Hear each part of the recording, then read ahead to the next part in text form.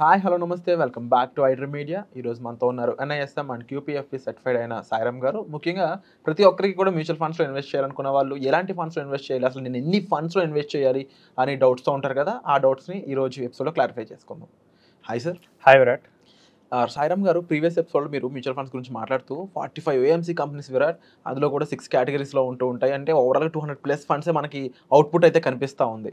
But నిజానికి ఒక పర్సన్కి అసలు ఎన్ని ఫండ్స్ అనేవి సరిపోతాయి కంప్లీట్గా వాళ్ళ ఫైనాన్స్ని ప్లాన్ చేసుకోవాలంటే? సో చాలా మంచి క్వశ్చన్ విరాట్. నేను కూడా నాకు దగ్గరకు వచ్చే క్లయింట్స్ పోర్ట్ఫోలియో చూస్తూ ఉంటాను. సో చాలామంది అవుట్ సైడ్ నుంచి వచ్చే వాళ్ళందరూ 25, 30, 40 ఫండ్స్ కూడా తీసుకొని వస్తారు. సో ఇన్ని ఫండ్స్ ఎందుకు అని నాకు కూడా డౌట్ వేస్తుంటుంది. సో ఒక పర్సన్ వచ్చాడు మన వీడియోస్ చూసి. సో ఆయన పోర్ట్ఫోలియోలో 400 సెక్యూరిటీస్ ఉన్నాయి. సో లిటరల్లీ ఆ పోర్ట్ఫోలియోని మాన్యువల్గా మనం అనలైజ్ చేయాలంటే రోజుకు ఒక ఫండ్ అనలైజ్ చేసినా కానీ సంవత్సరం పైన పడుతుంది. Of course. సో సాఫ్ట్వేర్తో అనలైజ్ చేసినా కానీ మా సాఫ్ట్వేర్ కూడా హ్యాంగ్ అయ్యి 2 hours తీసుకుంది. జస్ట్ పెట్టుకుంటూ వెళ్ళిపోయారు ఆయన. సో నేను అడిగాను, సో ఎందుకు ఇన్ని వాటిని పెట్టారంటే, నేను నా ఫ్రెండ్స్ పోర్ట్ఫోలియో చూశాను, వాళ్ళ టాప్ రిటర్న్ వచ్చే స్టాక్స్ లేదా ఫండ్స్ యాడ్ చేశాడు. నెక్స్ట్ ఏదైనా ఎన్ఎఫ్ఓ వస్తుంది, okay, new fund offer ads వస్తాయి, వెంటనే యాడ్ చేశాడు. ఓకే. నెక్స్ట్ యూట్యూబ్లో ఎవరైనా ఇది మంచిది అని చెప్తారు, ఓకే, యాడ్ చేశాడు. చివరికి ఏమయ్యారంటే ఫండ్స్లో ఇన్ని ఫండ్స్లో ఇన్వెస్ట్ చేయడం వల్ల ఆయన ఇన్వెస్టర్గా అవ్వలేదు, కలెక్టర్ అయిపోయాడు. Funds collector. ఈ ఫండ్ ఇక్కడ ఉంది అన్నాడు. మొత్తం ఏమన్నా మార్కెట్లో ఉన్న ఫండ్స్ అన్నీ పెట్టుకున్నాడు. సో చాలా మంది కూడా అదే 400 కాదు, ఈవెన్ 25, 35 చేసినా కానీ మీరు కలెక్టరే అవుతారు, మీరు ఇన్వెస్టర్ ఎప్పటికీ అవ్వరు. సో మనకి పోర్ట్ఫోలియోలో మాక్సిమం రిటర్న్స్ జనరేట్ చేయడానికి 3 to 4 funds is more than enough. Proper utilisation. ఎందుకంటే ఒక్కొక్క ఫండ్ 60 to 70 సెక్యూరిటీస్లో ఇన్వెస్ట్ చేస్తాయి. సో మనం ఎక్కువ చేసినా కానీ యూజ్ ఉండదు. సాయిరామ్ గారు, జనరల్గా ఒక ఫండ్లో పెట్టామంటే తర్వాత ఒక 50 నుంచి 100 కంపెనీలో మనం ఇన్వెస్ట్ చేసినట్టే, వాటిలో పార్ట్ ఓనర్ అనే చెప్పొచ్చు. అలాంటిది ఒక మంచి ఫండ్స్లో మనం సెలెక్ట్ చేసుకోవాలి, అది కూడా 2, 3, 4 అంటున్నారు కదా మీరు. ఎలా చూస్ చేసుకోవాలి ఆ ఫండ్స్ని, ఎన్ని ఉంటాయి? మనం ఎప్పుడైనా కానీ పోర్ట్ఫోలియో కన్స్ట్రక్ట్ చేసేటప్పుడు 4 to 5 ఫండ్స్. సో అందులో ఫస్ట్ కేటగిరీ వచ్చేసరికి flexi or multi cap. Okay. So మన పోర్ట్ఫోలియో ఉండాల్సిన ముఖ్యమైన ఫండ్ అది. ఇదే మన కోర్ పార్ట్. అంటే మనం ఇల్లు కట్టేటప్పుడు పిల్లర్స్ ఎలాంటిదో, సో ఈ ఫ్లెక్సీ క్యాప్ కానీ మల్టీ క్యాప్ కానీ depending upon the risk capital of the person pillars లాంటిది. నెక్స్ట్ వచ్చేసరికి mid cap or small cap. So depending upon the risk capital of the client. Okay. So ఇవి ఎలాంటివి అంటే మనకి finishers లాంటివి, so అది మనకి హార్దిక్ పాండ్యా లాంటివి. సో లాస్ట్లో వచ్చేసి హిట్టింగ్ చేస్తాయి.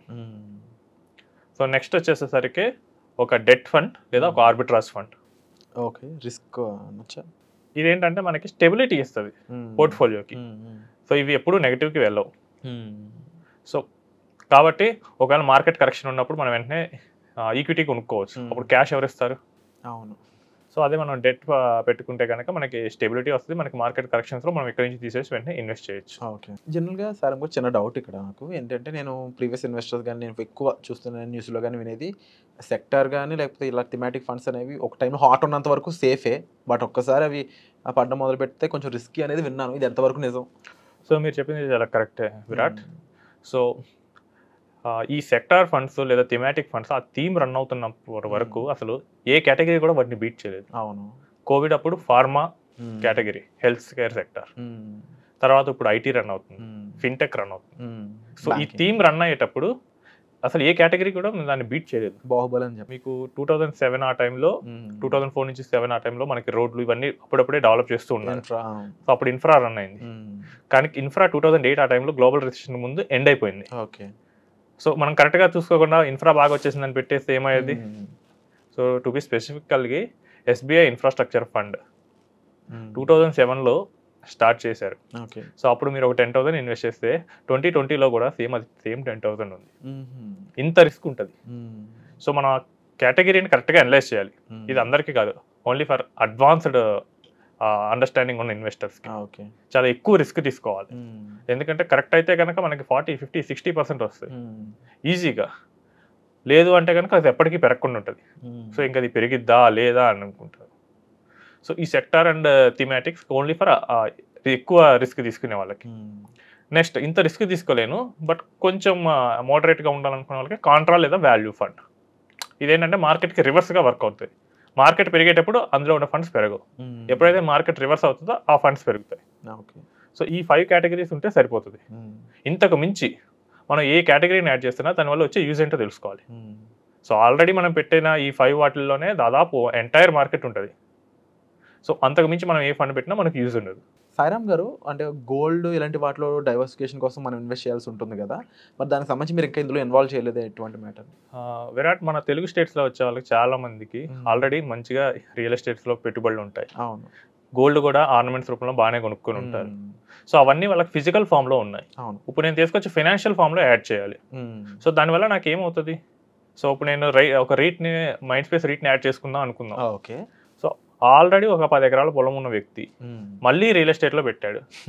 సో ఇప్పుడు మన దగ్గర కరెక్ట్గా మనం నెట్వర్క్ అనాలిసిస్ చేస్తే కనుక 80 to 90% వీటిల్లోనే ఉంటుంది, రియల్ ఎస్టేట్, గోల్డ్ లేదా ఎఫ్టీస్. సో మళ్ళీ మనం తీసుకొచ్చేసి వాటిని యాడ్ చేస్తే ఆ సెక్టర్ కాన్సన్ట్రేషన్ పెరిగినది. సో మళ్ళీ మనకి డైవర్సిఫికేషన్ కోసం, మీరు చెప్పిన డైవర్సిఫికేషన్ కోసం యాడ్ చేస్తాం, బట్ అది కాన్సన్ట్రేషన్ అవుతుంది. సో మనకు కనుక పోర్ట్ఫోలియోలో ఫిజికల్ ఫామ్లో లేకపోతే కనుక అప్పుడు యాడ్ చేసుకోవచ్చు. ఓకే. కానీ చాలా మందికి ఫిజికల్ ఫామ్లో గోల్డ్ ఉంటుంది. మోస్ట్ ఆఫ్ ది ఇండియన్స్కి అయితే ఉంటుంది, 100% గోల్డ్ ఉంటుంది. మన తెలుగు స్టేట్స్ వాళ్ళకి రియల్ ఎస్టేట్ చాలా ఎక్కువ ఉంటుంది. సో అందుకని వాటిని అవాయిడ్ చేయడం బెటర్. అలాగే సాయిరామ్ గారు, మరి మ్యూచువల్ ఫండ్స్ అనగానే మనకి ఇంటర్నేషనల్గా కూడా ఫండ్స్ ఉంటూ ఉంటాయి కదా, వాటిలో ఇన్వెస్ట్మెంట్ పరిస్థితి ఏంటి? సో ఇంటర్నేషనల్ ఫండ్స్ మనకి చాలా ఉన్నాయి Virat. So US Nasdaq funds ఉన్నాయి, చైనా ఫండ్స్ ఉన్నాయి. సో ఓన్లీ చైనా మార్కెట్లో ఇన్వెస్ట్ చేస్తాయి. తైవాన్ ఫండ్స్ ఉన్నాయి, జపనీస్ ఫండ్స్ ఉన్నాయి. ఓకే. సో ఒక్కొక్క కంట్రీలో ఒక్కొక్క స్పెసిఫిక్ ఫండ్స్ ఉన్నాయి. సో మేజర్గా నా సజెషన్ ఏంటంటే ఈ ఇంటర్నేషనల్ ఈక్విటీ అనేది, సో ఎవరికైతే ఇంటర్నేషనల్ ఎక్స్పోజర్ కావాలి, నా పోర్ట్ఫోలియో అని కొంచెం అడ్వాన్స్డ్ లెవెల్కి వెళ్ళిన వాళ్ళకైతే యూజ్ అవుతుంది. సో స్టార్టర్స్కి అవాయిడ్ చేయడమే బెటర్. ఓకే. సో పోర్ట్ఫోలియో ఎప్పుడైతే 50-60 lakhs అలా వెళ్తుందో, సో అప్పుడు డైవర్సిఫికేషన్ కోసం మనం ఇంటర్నేషనల్ మార్కెట్స్కి వెళ్ళొచ్చు. ఈ ఇంటర్నేషనల్ మార్కెట్స్లో కూడా యుఎస్ మార్కెట్కి వెళ్తే సరిపోతుంది. ఎందుకంటే మనకి యుఎస్ కంపెనీస్, అమెజాన్ ఇండియాలో ఉంది. అవును. అమెజాన్ నెక్స్ట్ జపాన్లో కూడా ఉంటుంది. So next Google, multinational companies, ఈ ఫ్యాంగ్ కంపెనీస్ ఉన్నాయి. So Facebook, Amazon, Netflix, Google. So వీటిలో ఇన్వెస్ట్ చేసినా కానీ అవి అక్రాస్ గ్లోబ్లో ఉంటాయి కాబట్టి సరిపోతుంది. అంటే ఒక యుఎస్ మార్కెట్లో వెళ్తేనే మనకి దాదాపు గ్లోబల్ వాటిలోకి షేర్ తీసుకున్నట్లే. మనం డైరెక్ట్గా ఫారెన్ ఈక్విటీస్లో ఇన్వెస్ట్ చేయాలంటే చాలా రూల్స్ని ఎదుర్కోవాల్సి వస్తుంది. ఫస్ట్ ఆర్బీఐ రిస్ట్రిక్షన్స్ ఉంటాయి, నెక్స్ట్ వాళ్ళ సెంట్రల్ బ్యాంక్ రిస్ట్రిక్షన్స్ ఉంటాయి, నెక్స్ట్ అక్కడ ఉండే స్టాక్ మార్కెట్ రిస్ట్రిక్షన్స్ అన్నీ ఉంటాయి. నెక్స్ట్ మనకు ఆర్బీఐ లిబరలైజేషన్ స్కీమ్ ప్రకారం మనం $2.5 lakh వరకు మనం పెట్టచ్చు. అండ్ రిప్రాట్రియేషన్లో కూడా మనకి ఎక్కువ ట్యాక్సే వేస్తుంటారు. మనకి ఇన్ని హర్డిల్స్ ఉంటాయి. ఇన్వెస్ట్ చేయగలను అంటే కనుక మనం చేయొచ్చు. మరి దీనికి ఈజీ రూట్ అంటూ ఏదైనా ఉంది? మనకి మ్యూచువల్ ఫండ్స్ రూపీస్లో తీసుకొని అక్కడ డాలర్స్లో ఇన్వెస్ట్ చేస్తూ ఉంటారు. ఓకే. మీరు డైరెక్ట్గా చేయాలంటే కనుక మీరు డాలర్గా కన్వర్ట్ చేసుకొని మీరు అక్కడ ఒక డిమాట్ అకౌంట్కి తీసుకొని అక్కడ ఇన్వెస్ట్ చేయాల్సి వస్తుంది. Long procedure. Yeah. And tax complaints కూడా పాటించాలి. సో అదే మీరు ఒక మ్యూచువల్ ఫండ్ రౌట్కి వెళ్తే కనుక, సో మ్యూచువల్ ఫండ్లో మీరు రూపీస్లో ఇన్వెస్ట్ చేస్తారు.